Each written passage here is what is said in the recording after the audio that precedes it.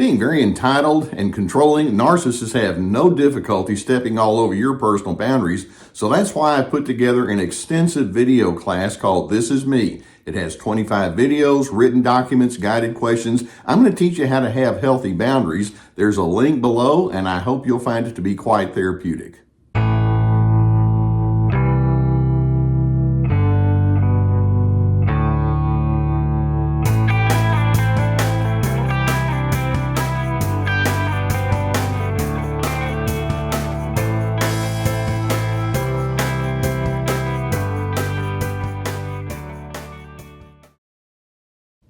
One of my major pet peeves is when individuals will attempt to apply a one-size-fits-all solution to problems that tend to be very complex.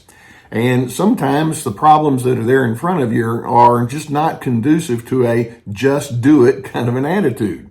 Now, one of the ways that this can play out is when you realize that there's someone in your life, or it may even be you, and the message is, go no contact. Just get them out of their lives and just do it. Don't have anything to do with them. Well, sometimes that in fact is the best solution. I mean, there are times when you're dealing with a strongly sociopathic person, or there's abuse that's involved, or addictions won't go away, or the relationship is just so toxic or unhealthy that you need to get away from it. I get it. There are plenty of times when no contact would be the best thing. One of the things, though, that I learned as a therapist a long time ago, and I was in the therapy office for well over 40 years, is there are just times when complexities or nuances can be so intricate that you just don't quite know what the best solution is for every single individual involved. Each person has their own unique set of circumstances. And there are times when you make a one choice like go no contact, when it opens up a whole new can of worms in another direction, and that has to be taken into account. Many times when you're dealing with a very unhealthy relationship, you're left with crummy choice A and crummy choice B, and it's not one person's right to say to another person, here's what you'd better do, one size fits all, this is what will make me comfortable, and this is what I hope will make you comfortable. Sometimes it's not that simplistic. Now, I want to run through multiple reasons that many individuals simply cannot or will not leave a narcissist. And I'm not saying that this is right or appropriate or accurate, but it just simply is. And again, as a therapist, I've heard so many variations to the stories about what do you do with a relationship that's clearly toxic. Okay, number one of the reasons that individuals have difficulty leaving a narcissist is, I'm going to put a simple one out there first. Sometimes that person has become a flying monkey. And by flying monkey, you remember that the flying monkeys were the one in the Wizard of Oz who would do the bidding of the Wicked Witch of the West. The flying monkey is someone who's been manipulated by the narcissist to do their bidding.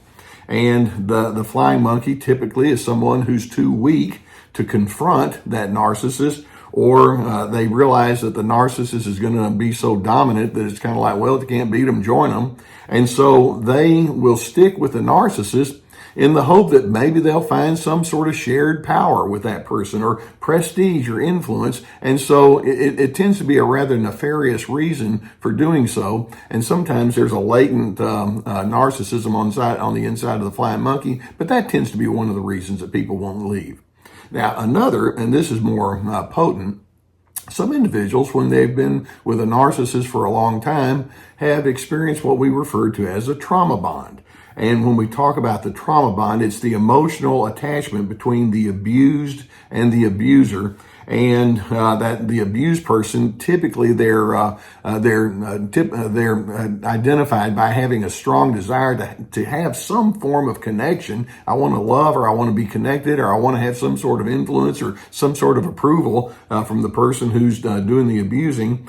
And as a result, they find themselves in a long-standing relationship of forced compliance, and the bond is so strong that it's difficult for them to break out. Then that leads directly to another ingredient that makes it difficult to get away, and that is when you've had this bonding and a very long-standing interaction with the narcissist, you wind up with emotional fatigue. There are times when I hear people say things of the nature like, I just lost myself, or I don't know who I am anymore, or my self-esteem has been destroyed, or I just feel so emotionally spent.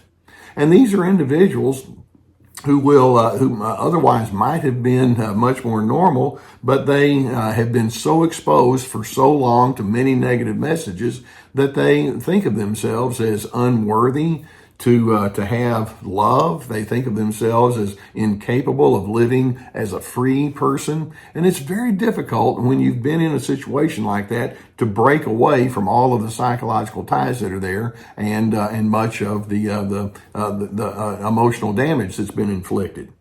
Sometimes individuals have great difficulty in breaking away because they're afraid of emotional blackmail. You ever thought about that? I've had so many people who say, I want to get away so badly, whether it's in a place of work or it's inside a family system or a communal kind of system or a marriage or living arrangement. And then they think, but if I do, I'm going to get skewered. That person is going to come after me and I'm going to lose in the public relations war. And that individual knows my worst traits. I made some blunders in my relationship with that person, and it's going to come out as those blunders are going to come out front and center. And I don't know what to do with it. I mean, to the point where they're held prisoner by the possibility that, in fact, they'll be blackmailed. If you leave me, I'm going to make your life so miserable, and they will. And so that has to be taken into account. Another reason some individuals struggle to get away is that there can be too high of a price to pay with other ancillary relationships. Now, one of the most common in this is the kids. It may be that you're married to someone or you share a child with someone, and if you completely break off, then you also lose a lot with the child that's involved.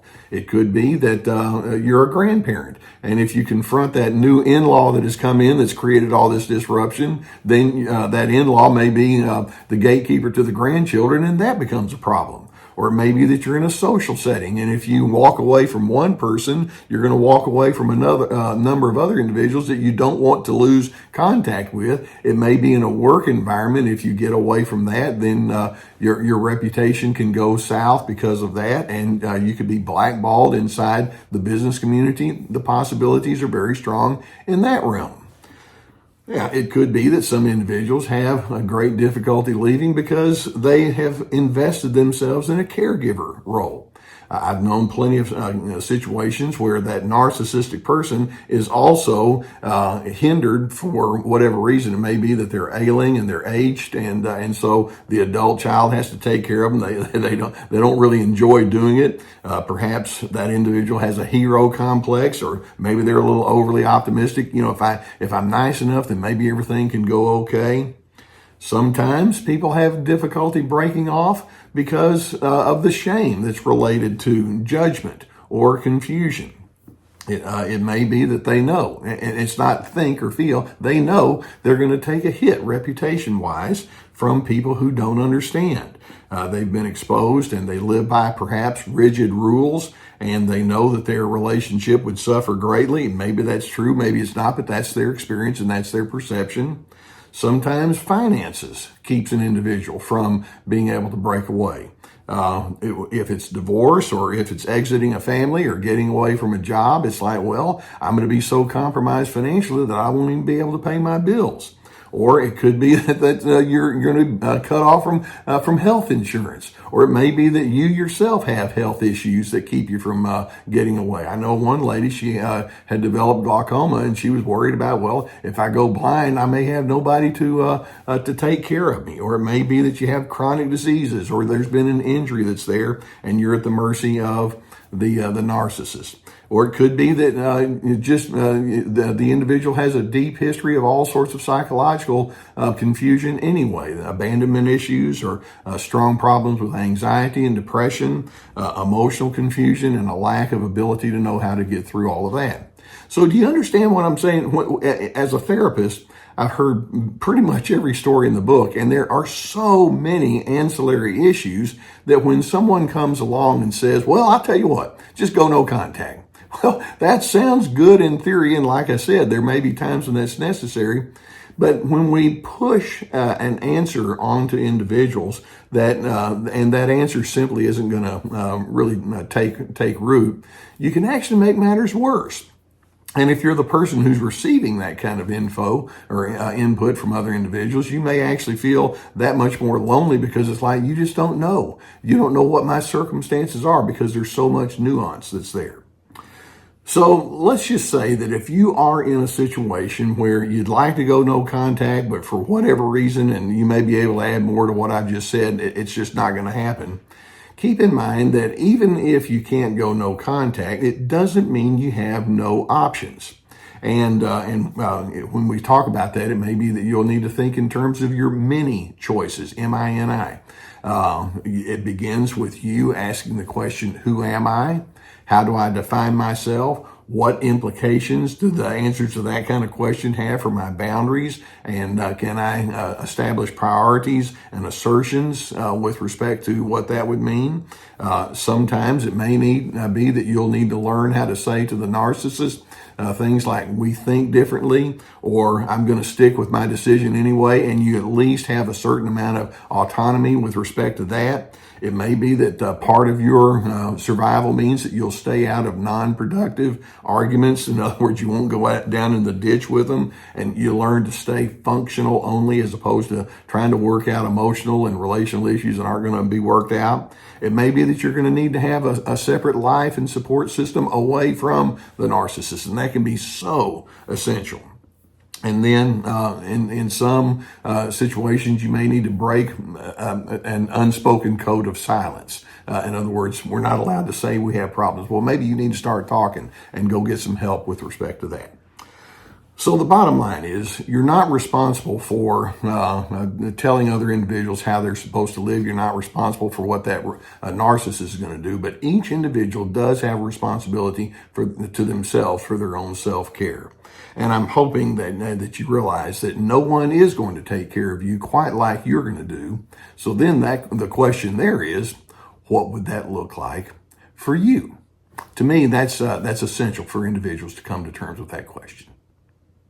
Now, I hope that videos like this can give you some awareness of what you might be dealing with. This is not a simple topic that we're talking about. If you haven't already hit that subscribe button, go ahead and do so, and we're going to keep more videos coming towards you. If you are in the situation that I'm talking about, there's a high probability that you could use some therapy. We've been sponsored for years by the people at BetterHelp.com. There's a link below the video here that would take you to their website, answer a few questions, and then you get to select a therapist that could help you. And you can break this down and figure out what is going to be wisest and best for me, with you being the one who gets to make the decisions. If the need is there, please get the assistance that would be available to you. Also, in my retirement from my therapy office, I put together courses. These are online classes. You can do it at your pace. You can share the information with anybody you want. Each class has at least 25 teaching videos with handouts and guided questions. We have anger games, obviously about staying out of their traps there.